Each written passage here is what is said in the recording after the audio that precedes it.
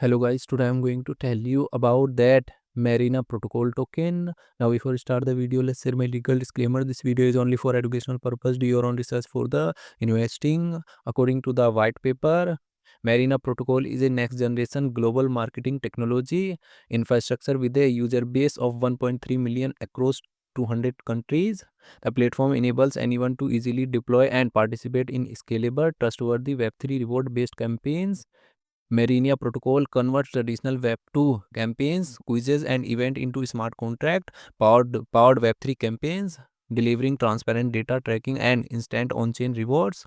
Marina Protocol token total supplies 1 billion and circulating supplies around 200 million Bay token. Bay token is listed on Binance Alpha and other exchanges. If I share my opinion with you, then this project up to 75% chances is that it is a legit or good project. So guys, don't take my opinion as a financial advice. Do your own research for the investing. Thanks for watching.